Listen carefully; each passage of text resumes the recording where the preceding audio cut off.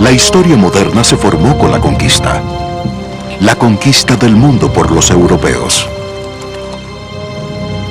¿Cómo te atreves, indio perro? Los conquistadores marcaron el camino. Unos cientos de hombres vinieron al Nuevo Mundo y diezmaron la población nativa.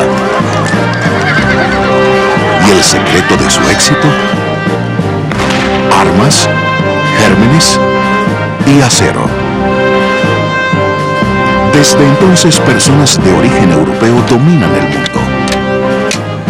Con la misma combinación de poder militar, microbios letales y tecnología avanzada.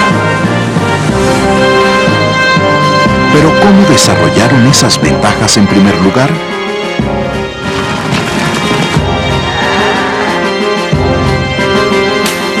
¿Por qué el mundo llegó a tal desigualdad? Son preguntas que el profesor Jared Diamond lleva más de 30 años tratando de responder. Diamond, uno de los pensadores más originales de nuestra época, ha viajado por todo el mundo en busca de pistas.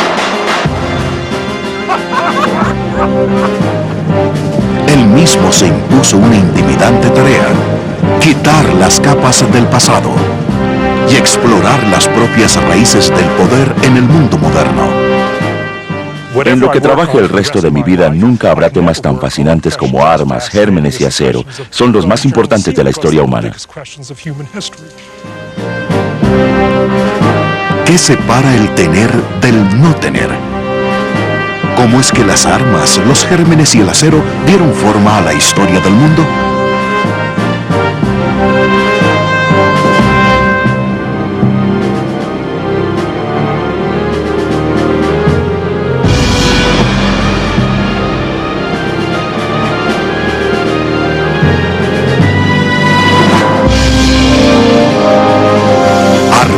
Gérmenes y acero. Una presentación de la National Geographic. Episodio 1. Expulsados del Edén.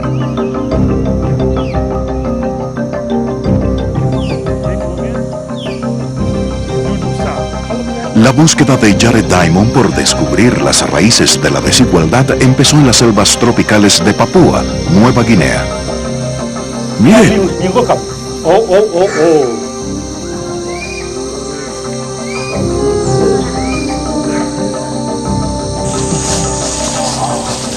Diamond es profesor en la Universidad de California en Los Ángeles. Estudió biología y es especialista en fisiología humana. Pero su verdadera pasión siempre ha sido el estudio de las aves. Me encanta observar aves en este lugar. Empecé a observarlas cuando tenía 7 años en los Estados Unidos. Entonces solo era cuestión de identificarlas. Vine aquí cuando tenía 26 años a Nueva Guinea y fue amor a primera vista. Miren, miren. Desde entonces, Diamond hace viajes regulares a Nueva Guinea. Miren esa belleza. Y hoy es un importante experto en la vida aviaria de la isla. Wontok matutino. Pero durante su trabajo de campo llegó a sentir igual curiosidad por los nativos. Haz un llamado de pájaro. ¿Tendrás 20? Vi un par de ellas y empecé.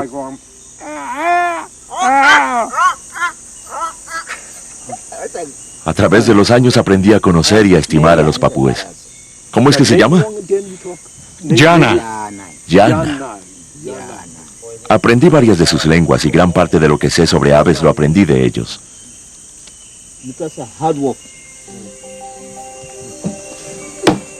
En Nueva Guinea han vivido personas durante por lo menos 40.000 años, mucho más tiempo que en los continentes de Norte y Suramérica.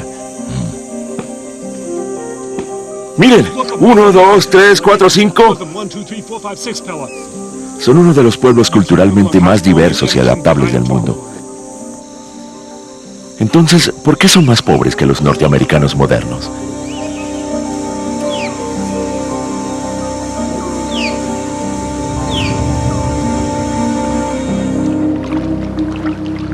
Esta pregunta se la hizo a Diamond un hombre llamado Yali, a quien conoció en una playa hace más de 30 años. ¿Por qué ustedes los hombres blancos tienen tanta carga y nosotros los papúes tan poca? La pregunta de Yali me interesó mucho. Parecía muy simple y obvia y pensé que debía tener una respuesta simple y obvia. Pero cuando me preguntó, yo no tenía idea de cuál era la respuesta. ¿Por qué ustedes los hombres blancos tienen tanta carga y nosotros los papúes tan poca?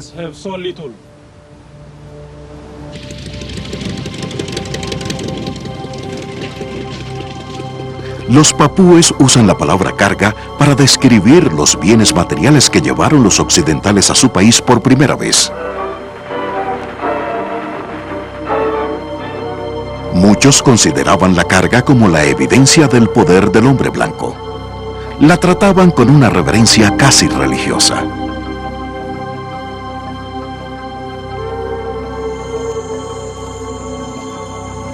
Por su parte, los colonizadores occidentales generalmente creían que el poder estaba determinado por la raza. Se veían genéticamente superiores a la población nativa. Para ellos, era natural que tuvieran tanta carga, y los papúes tan poca.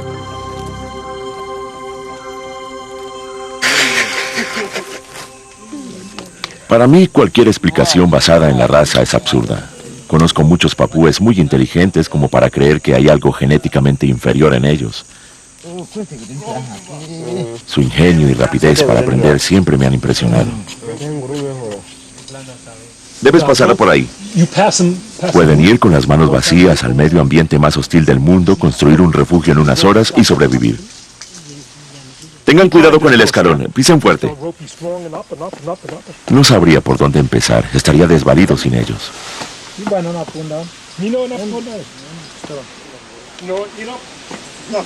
Entonces, ¿por qué estas ingeniosas personas no inventaron herramientas de metal, o construyeron grandes ciudades, o desarrollaron cualquiera de los otros aderezos de la civilización moderna?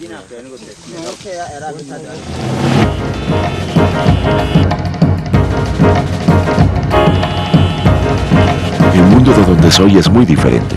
El Estados Unidos moderno es el país más rico de la Tierra.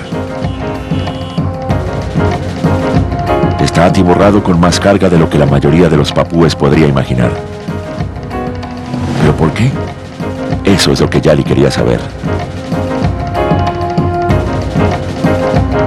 ¿Cómo llegaron a ser mundos tan diferentes?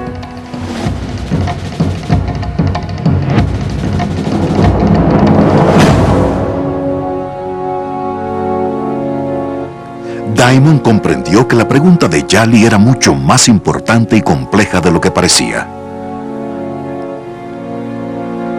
En realidad, era sobre las raíces de la desigualdad. Una pregunta tan antigua como la propia historia humana.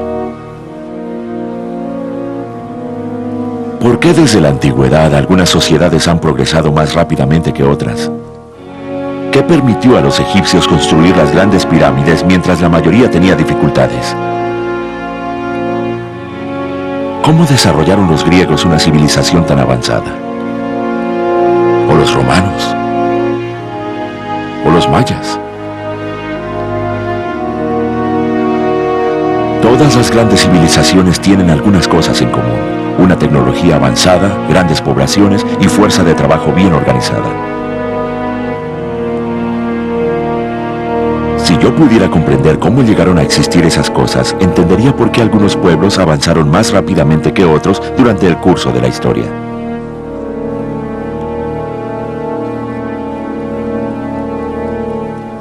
Diamond empezó a explorar la división del mundo entre tener y no tener. Era un desafío colosal que pocos eruditos se habían atrevido a asumir. Él era científico, no historiador. ¿Cómo podría resolver los grandes enigmas de la historia humana?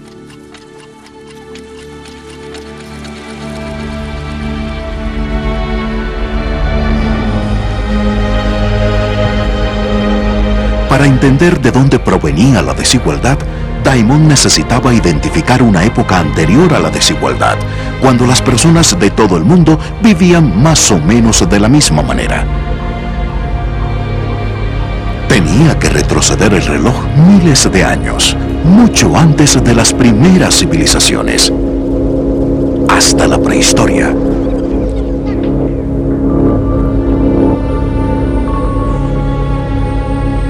Hace 13.000 años terminó la última edad de hielo. El mundo se estaba haciendo más caluroso y húmedo.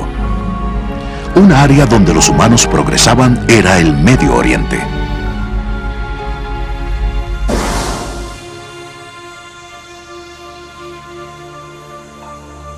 Hace 13.000 años el Medio Oriente era mucho menos árido que hoy, con más bosques, árboles y plantas.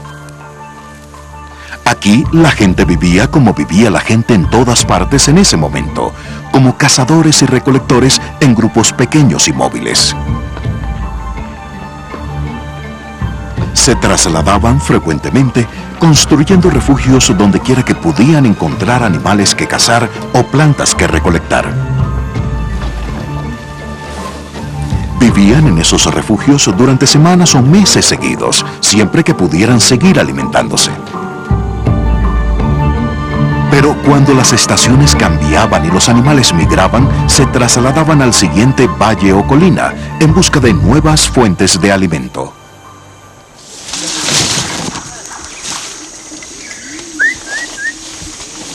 Uno de los pocos lugares de la Tierra donde todavía es posible encontrar personas cazando y recolectando es la selva tropical de Papúa, Nueva Guinea.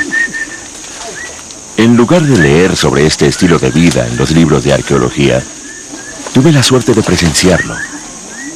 Pude ver cómo vivíamos hace 13.000 años y cómo obteníamos alimento.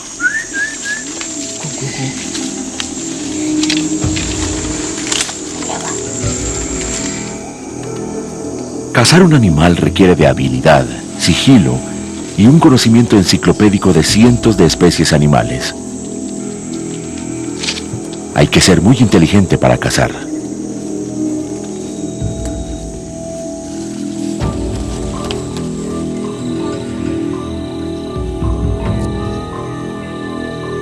Hace 13.000 años la gente del Medio Oriente cazaba de la misma manera, rastreando cualquier presa que pudiera encontrar. Pero el problema fundamental con la cacería es que nunca ha sido una forma productiva de encontrar suficiente alimento. Toma tiempo rastrear cada animal. Y con un arco y flechas, no hay ninguna certeza de cómo acabará la cacería.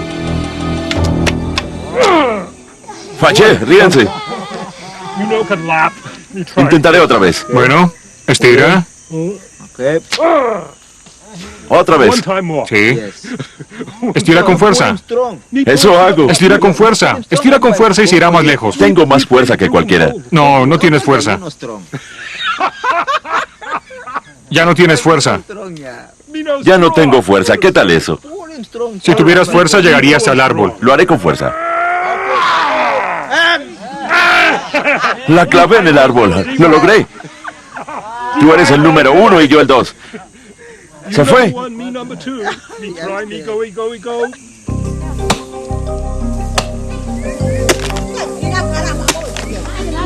Debido a que la cacería es tan impredecible, las sociedades tradicionales generalmente confían más en la recolección.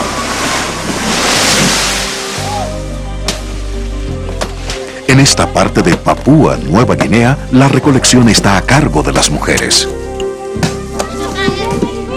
Una fuente importante de alimento aquí es el sagú silvestre. Descortezando un árbol de sagú pueden llegar a la pulpa del centro, que pueden a su vez convertir en una masa y luego cocinar.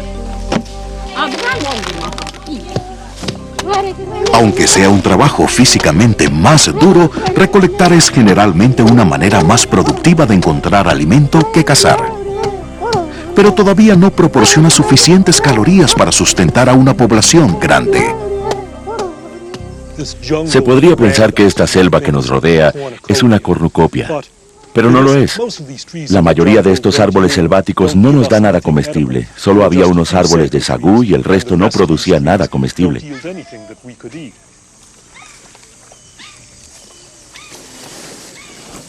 Y además el sagú tiene sus limitaciones.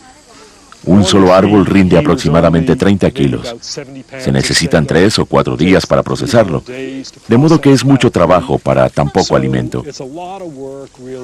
Además, el almidón de sagú es bajo en proteínas y no se puede almacenar durante mucho tiempo.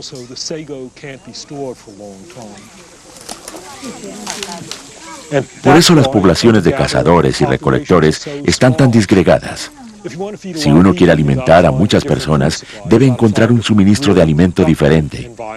Tiene que hallar un medio ambiente verdaderamente productivo. En el Medio Oriente había plantas muy diferentes que recolectar. Creciendo silvestres entre los árboles había hierbas cereales, cebada y trigo, mucho más abundantes y nutritivas que el sagú. Estas herbáceas sencillas tendrían un profundo impacto, colocando a la humanidad en curso hacia la civilización moderna.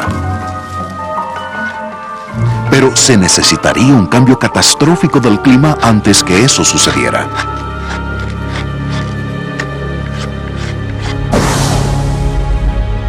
Hace 12.500 años el clima del mundo se hizo muy volátil. El deshielo a largo plazo que provocó el fin de la última era glacial de repente echó marcha atrás. Las temperaturas globales descendieron y regresaron las condiciones de la era glacial. El mundo se hizo más frío y seco. El Medio Oriente sufrió un colapso medioambiental. Las manadas de animales se extinguieron, al igual que muchos árboles y plantas. La sequía duró más de 1000 años.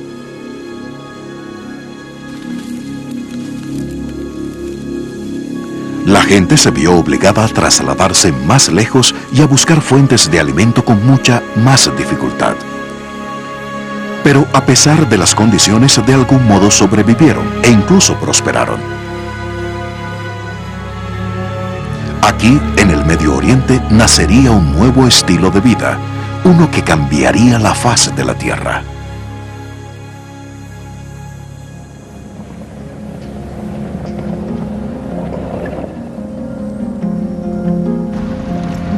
Ian Kite es un arqueólogo canadiense especializado en la historia de la Edad de Piedra del Medio Oriente.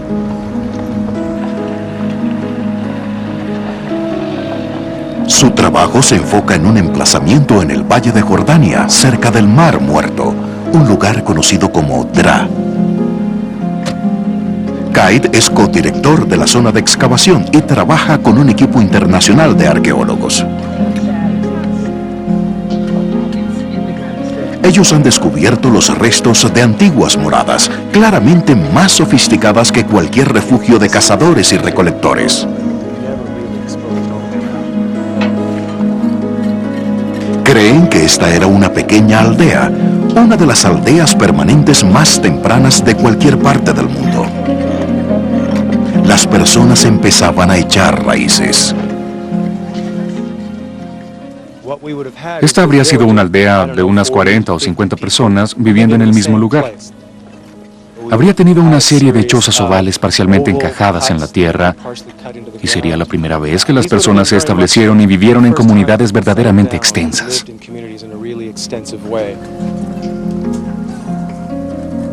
Cuando fecharon el emplazamiento con radiocarbono, descubrieron que la aldea surgió hace 11.500 años, al mismo tiempo que finalizó la sequía en el Medio Oriente. Pero, ¿cómo era posible alimentar a toda una aldea si los tiempos eran tan duros? Después de 4 años de excavar en Dra, los arqueólogos creen tener una respuesta. Está en esta estructura única. Aquí puede verse el contorno de una pared de barro que rodea el lugar, y dentro hay una serie de piedras erguidas que fueron cortadas de tal manera que se puede ver una muesca en ellas, y una serie de vigas sobre este sitio con un suelo de un extremo a otro. Básicamente habría habido un ambiente seco con humedad controlada donde podrían llevar grano o cualquier planta para secarlo. Lo colocaban aquí, protegido de los insectos y de la humedad, así como del agua que se pudiera filtrar. Probablemente eso acaba siendo, desde nuestra perspectiva, el primer granero del mundo, que de alguna forma es un lugar donde podían almacenar alimento, en un sitio en particular durante todo el año.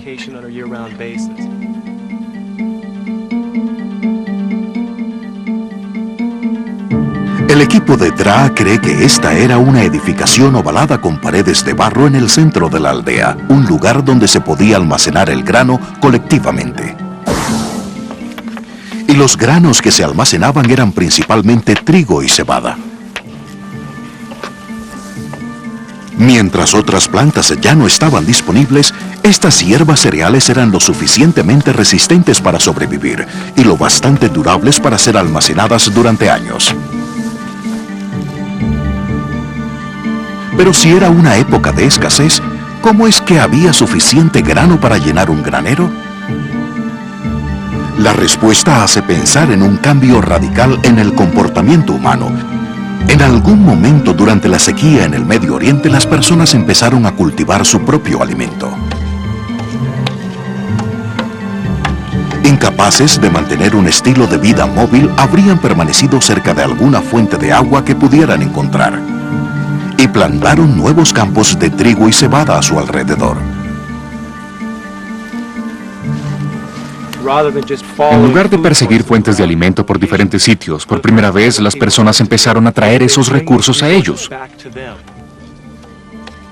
No solo cosechaban el alimento, sino que traían las semillas y las cultivaban junto a su aldea.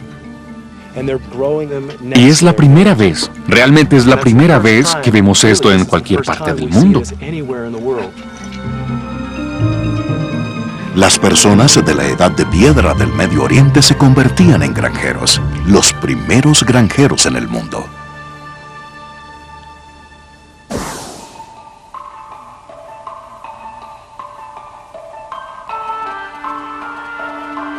Sin darse cuenta de ello, estos nuevos granjeros estaban cambiando la naturaleza misma de las cosechas a su alrededor.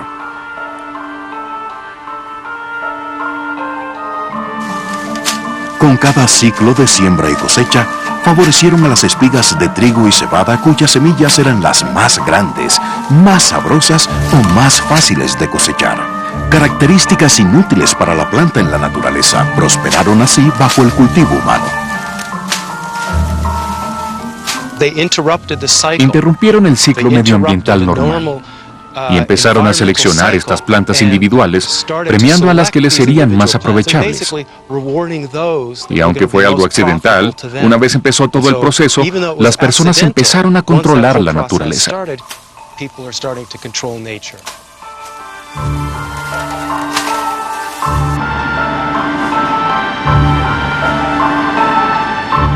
La manera como las cosechas cambian por la interferencia humana se conoce como domesticación. Hoy sucede en los laboratorios de investigación, donde los científicos seleccionan genes y cultivan cosechas que sean más útiles a los humanos.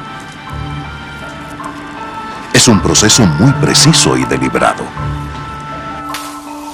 pero no tan diferente de lo que los primeros granjeros hicieron inconscientemente hace miles de años en el Medio Oriente.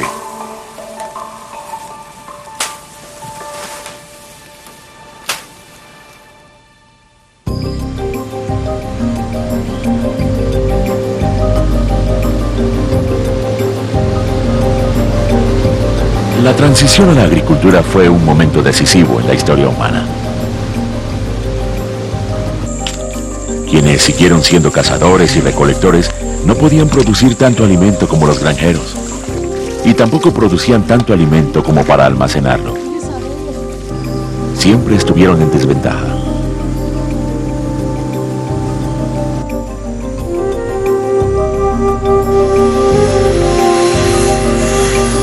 Ahora necesitaba saber dónde y cuándo el ser humano se hizo agricultor. Si establecía vínculos entre la difusión de la agricultura y la de la civilización, podría responder la pregunta de Yali.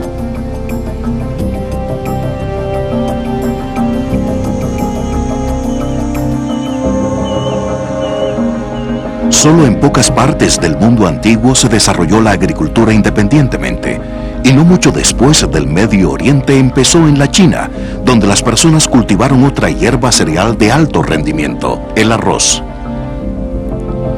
También surgieron zonas de cultivo en las Américas basadas en el maíz, la calabaza y los frijoles. Después, en África, las personas cultivaron sorgo, mijo y ñame. Y en la mayoría de los lugares donde surgió la agricultura siguió una civilización relativamente grande y avanzada, pero hubo una excepción a la regla, un área donde la agricultura no produjo los mismos beneficios: las regiones montañosas de Nueva Guinea.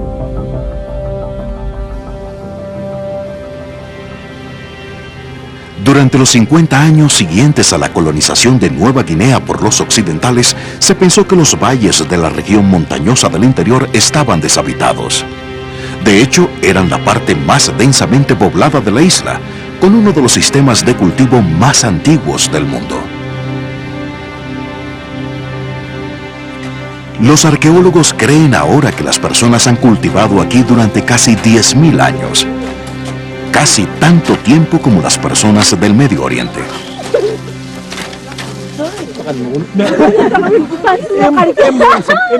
Es asombroso pensar que este pueblo de Yali fue uno de los primeros granjeros del mundo. Pero si lo fueron, ¿por qué no desarrollaron una civilización como los pueblos del Medio Oriente, China o Centroamérica?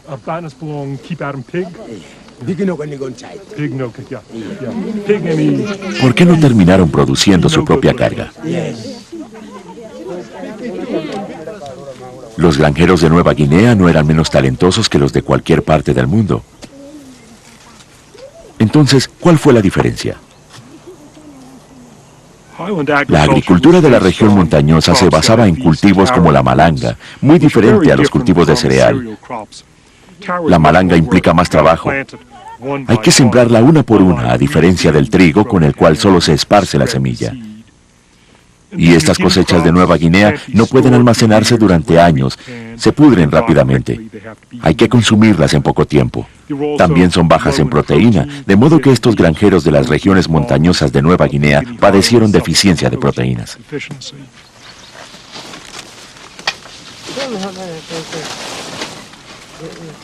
Tampoco se obtenía mucha proteína de las otras cosechas de Nueva Guinea.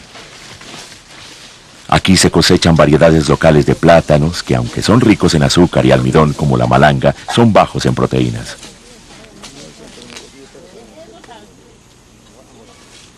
De hecho, aquí consumen tan pocas proteínas que a veces comen arañas gigantes para complementar su dieta.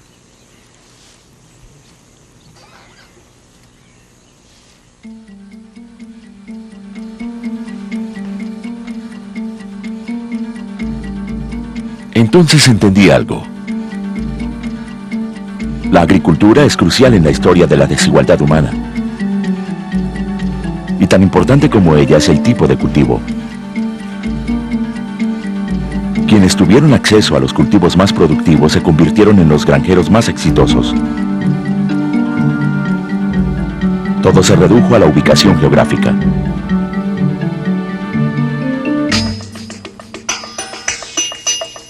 Es una idea audaz que las desigualdades del mundo nacieran de los cultivos que comemos.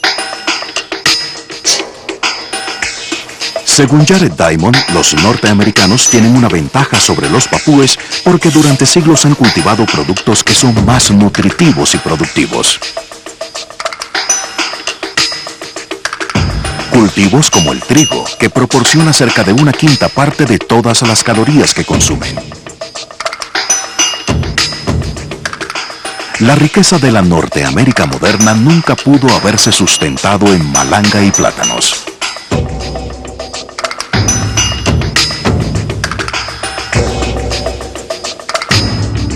Pero la idea de Diamond parece demasiado simple. ¿Realmente pudieron las plantas por sí solas tener el poder de dar forma al curso de la historia humana? ¿O hubo algo más en juego? ¿Otra razón para la división del mundo entre tener y no tener?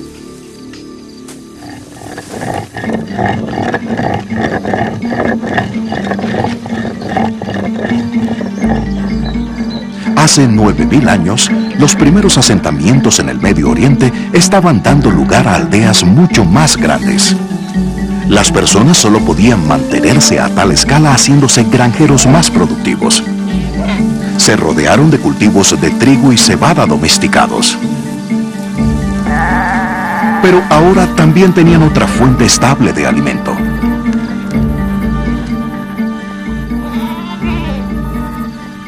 Vemos que hace aproximadamente 9000 años ocurrió una notable transformación en la manera como los humanos interactuaban con los animales. Empezamos a ver un proceso de domesticación animal por el cual los humanos controlaban a dónde se trasladaban, controlaban su alimentación y controlaban su crianza. En lugar de tener que salir a cazar, tenían un suministro confiable de carne durante todo el año y cerca de su residencia. Ya no estaban sujetos a las variaciones estacionales de los animales salvajes. Además de carne, los animales podían usarse por su leche, que proporcionaba una fuente continua de proteína. Podían usar su pelo y piel para hacer ropa y así obtener más calor. Con el tiempo, los animales domésticos se volvieron parte integral del nuevo estilo de vida agrícola. Sabemos que las comunidades que empezaron primero a tener animales domésticos ya cultivaban cereales, eran granjeros. Y la combinación de estos animales y plantas particulares se convirtió en un paquete muy atractivo por cuanto son complementarios. Luego del periodo de cosecha, los animales podían enviarse al rastrojo para que comieran el sobrante de la cosecha de cereal. A su vez, el estiércol animal también puede usarse como una especie de fertilizante para los cultivos de cereal, de modo que el paquete completo sería mutuamente beneficioso, tanto para los animales como para las plantas y, por supuesto, para los humanos.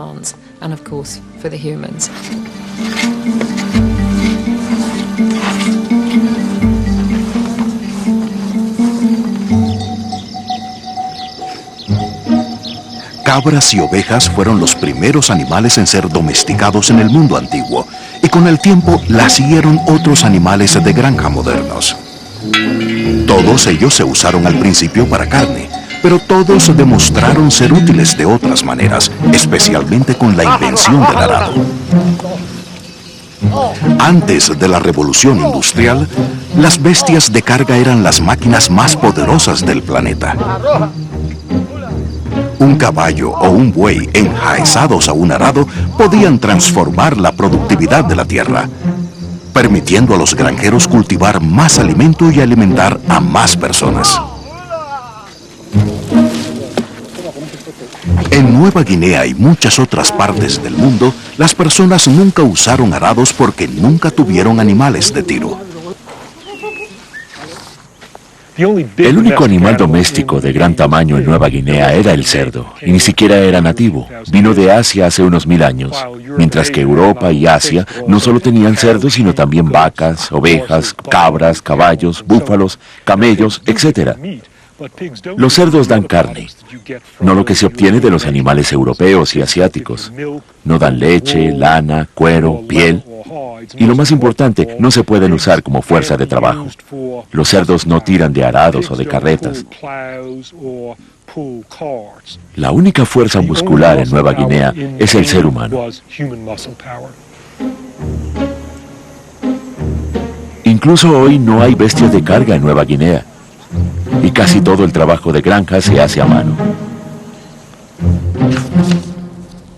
Pero si los animales de granja eran tan útiles, ¿por qué los papúes no domesticaron alguno? Decidí sumar todos los animales del mundo que han sido domesticados y lo que descubrí me dejó asombrado.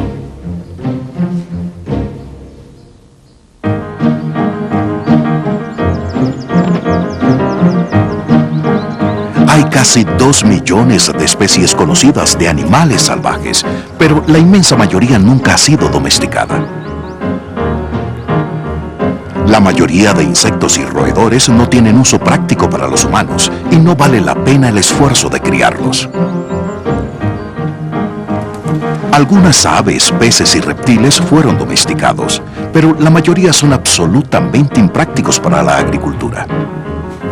Así son la mayoría de los carnívoros, no por peligrosos, sino porque habría que criar otros animales solo para alimentarlos.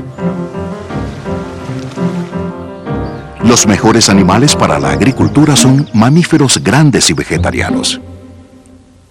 Y a través de los años, los humanos probablemente han intentado domesticarlos a todos, generalmente sin éxito.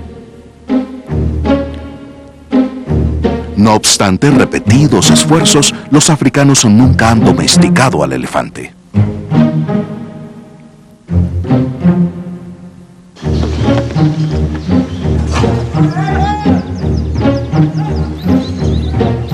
En el sur de Asia, algunos elefantes se usan como animales de trabajo, pero no se crían para ese propósito.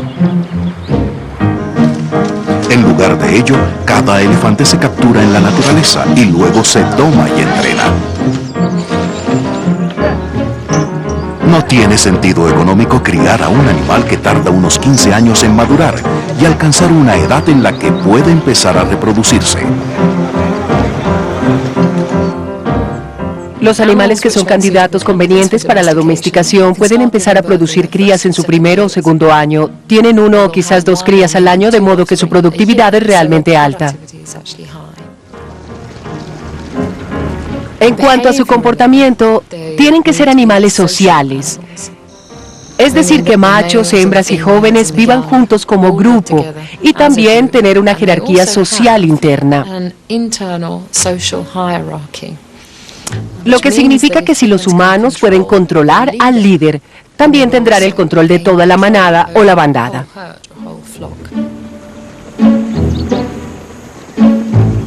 Hay otro requisito crucial para un animal doméstico. Necesita llevarse bien con los humanos. Algunos animales no tienen el temperamento para vivir en una granja. Una cebra podría ser un animal doméstico ideal, potencialmente tan útil como un caballo.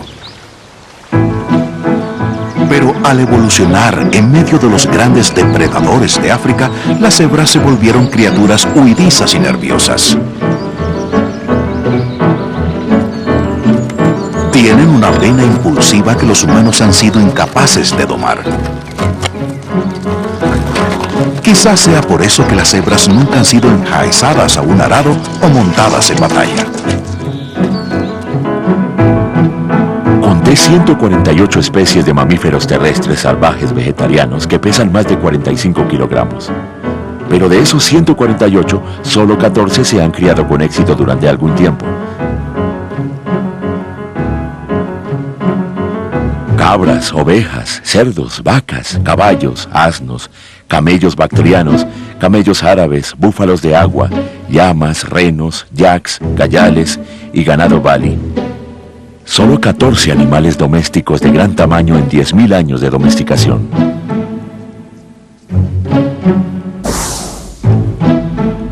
¿Y de dónde son los antepasados de estos animales? Ninguno era de Nueva Guinea o Australia, o del África subsahariana, o del continente norteamericano. América del Sur tuvo el antepasado de solo un animal doméstico grande, la llama. Los otros 13 eran de Asia, norte de África y Europa. Y de estos, los 4 animales grandes de ganadería, vacas, cerdos, ovejas y cabras, son nativos del Medio Oriente. La misma área que albergó algunos de los mejores cultivos del mundo también dio origen a algunos de los mejores animales. No es de extrañar que esta área se conozca como la media luna fértil.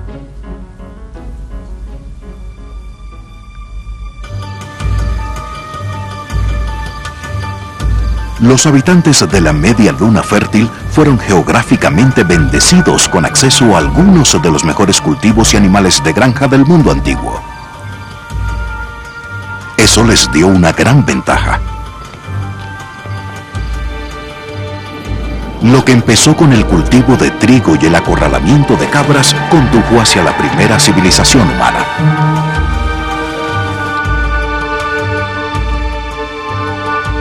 El emplazamiento arqueológico de War, en el sur de Jordania, tiene 9.000 años, pero tiene todos los distintivos de una aldea. Aquí vivían unos cientos de personas, en hileras de casas que eran una maravilla de la tecnología.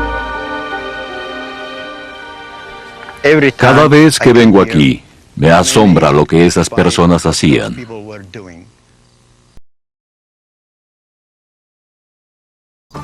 Some of the houses have a kind of air conditioning. This window here is to control the air coming from the street inside the house. And the houses, the walls and the floors of the houses from the inside at least were covered with plaster.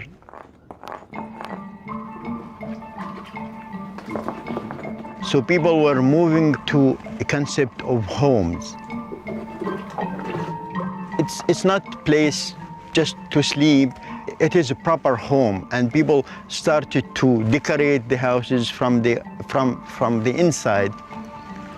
And people were started to invest in their homes, because if we are talking about plaster, it is time consuming, it's effort consuming, it's very expensive to have plastered house. A medida que las aldeas se hacían más grandes, había más personas para trabajar la tierra. Más personas podían producir más alimento con mayor eficacia, suficiente para sostener a especialistas dentro de la comunidad. Liberadas de la carga de cultivar, algunas personas pudieron desarrollar nuevas habilidades y nuevas tecnologías. Fabricar yeso de la piedra caliza constituyó un importante descubrimiento tecnológico. Las piedras debían calentarse durante varios días a una temperatura de 1000 grados.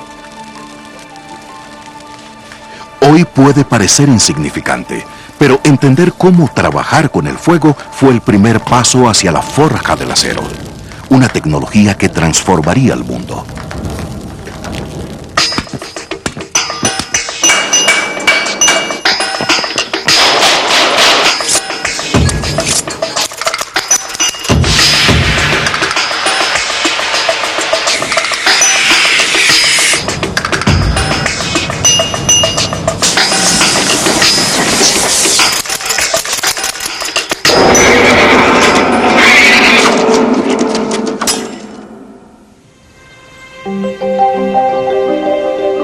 En contraste, lugares como Nueva Guinea nunca desarrollaron una tecnología avanzada. Incluso hoy, algunas personas en las regiones montañosas están trabajando de formas que apenas han cambiado en siglos.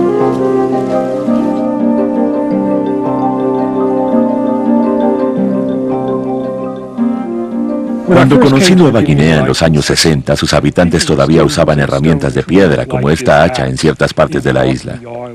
Y antes de la llegada de los europeos usaban herramientas de piedra en Nueva Guinea. ¿Por qué no desarrollaron herramientas metálicas? Y finalmente comprendí que para tener especialistas en metalurgia que aprendieran a fundir el cobre y el hierro, se requería que el resto de la población, que eran granjeros, pudieran generar suficiente alimento para sostenerlos. Pero la agricultura en Nueva Guinea no era tan productiva, no generaba esos excedentes. Y el resultado fue 0 especialistas y 0 herramientas metálicas.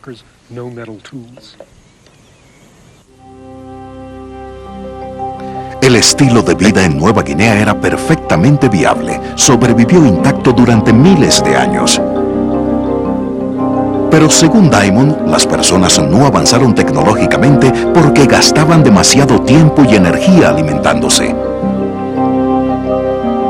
Y luego llegaron los occidentales y usaron su tecnología para colonizar el país.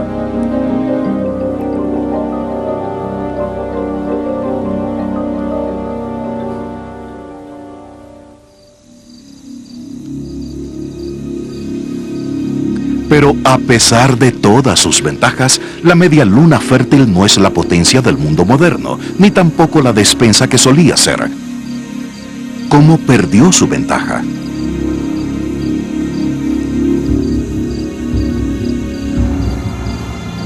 A menos de 1000 años de su surgimiento, la mayoría de las nuevas aldeas de la media luna fértil fueron abandonadas. Irónicamente, la región tenía una debilidad fundamental. A pesar de tener algunos de los cultivos más nutritivos del planeta, su clima era demasiado seco y su ecología demasiado frágil para sustentar una agricultura intensiva continua. La gente destruyó el medio ambiente. Las aguas fueron sobreexplotadas, los árboles talados, y en esos momentos cuando uno se enfrenta con el fin, se enfrenta con el final del camino.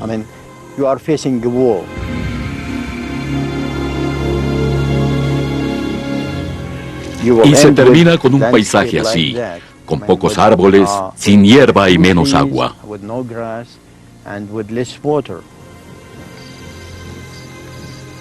Lo que estamos viendo hoy es el resultado de la sobreexplotación del medio ambiente.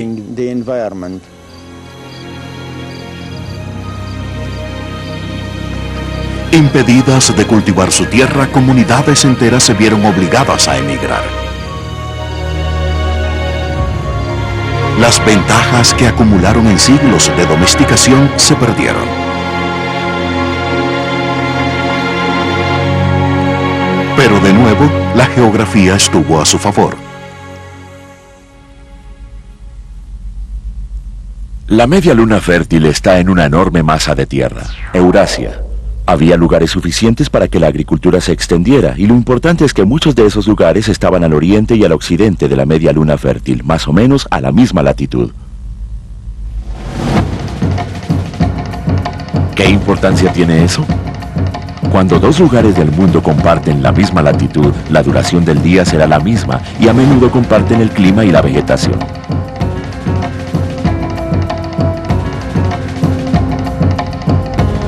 Cultivos y animales domesticados de la media luna fértil pudieron prosperar en otros lugares a lo largo del eje oriente-occidente en Eurasia.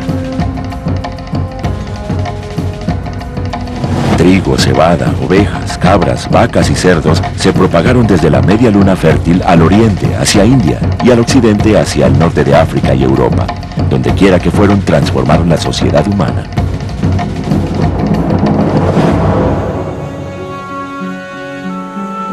Tan pronto los cultivos y los animales de la media luna fértil llegaron a Egipto, causaron una explosión de civilización.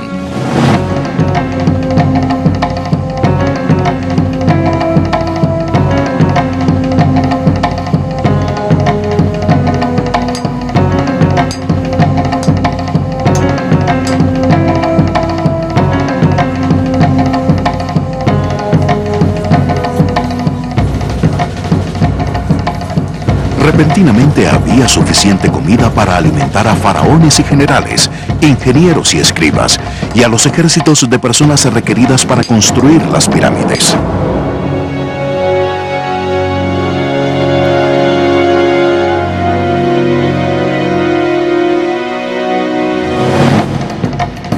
Lo mismo sucedió con la civilización europea.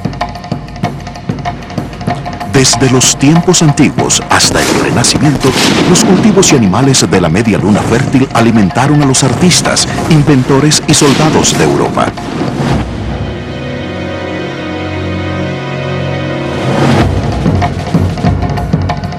En el siglo XVI, los mismos cultivos y animales fueron llevados por los europeos al Nuevo Mundo. En esa época no había una sola vaca o una espiga de trigo en todas las Américas. Ahora hay 100 millones de cabezas de ganado solamente en los Estados Unidos. Y los estadounidenses consumen 20 millones de toneladas de trigo al año.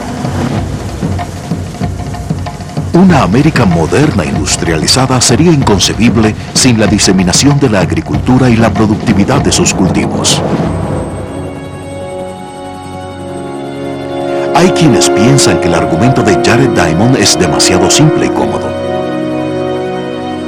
¿La distribución de la riqueza y el poder puede reducirse al ganado y al trigo? ¿Qué hay de la cultura, la política y la religión? ¿Han sido en verdad igual de importantes? Diamond también ha sido criticado por ser demasiado determinista, por ignorar la parte que las personas han jugado en dar forma a su propio destino.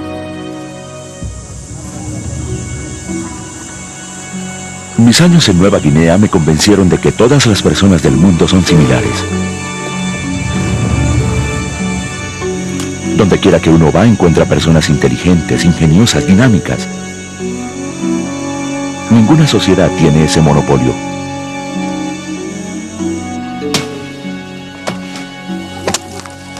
Por supuesto, hay enormes diferencias culturales, pero son el resultado de la desigualdad y no su causa.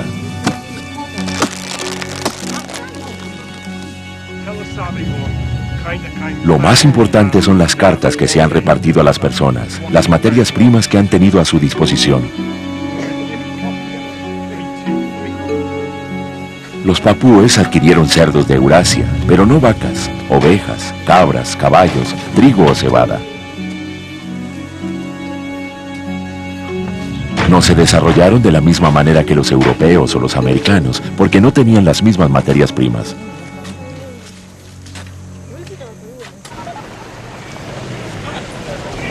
No estoy diciendo que esas divisiones estén grabadas en piedra y no puedan cambiarse. Al contrario. Las poblaciones de Papúa Nueva Guinea están creciendo y desarrollándose con pobladores que intentan mantenerse al ritmo del resto del mundo.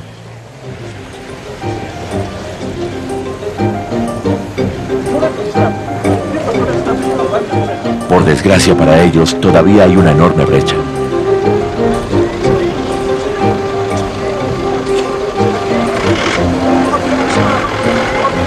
¿Por qué ustedes tienen tanta carga y nosotros los papúes tan poca? Yanni me tomó por sorpresa hace 30 años. Entonces no tenía idea de qué decirle. Pero ahora tengo la respuesta. No fue por falta de ingenio que tu pueblo no resultó con la tecnología moderna. Ellos tuvieron el ingenio para dominar estos difíciles ambientes de Nueva Guinea. La respuesta de tu pregunta es la geografía. Si tu pueblo hubiera disfrutado de las mismas ventajas geográficas que el mío, habrían sido ustedes los inventores del helicóptero.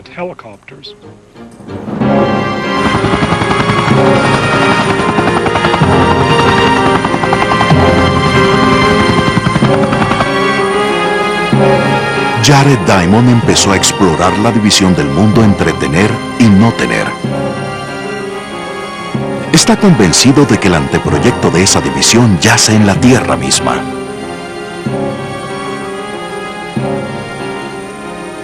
Pero ¿puede su manera de ver el mundo arrojar una luz sobre los momentos decisivos de la historia humana? ¿Cómo te atreves, indio perro? ¿Puede explicar cómo unos cientos de europeos conquistaron el Nuevo Mundo y dieron inicio a una era de dominación? La era de las armas, los gérmenes y el acero.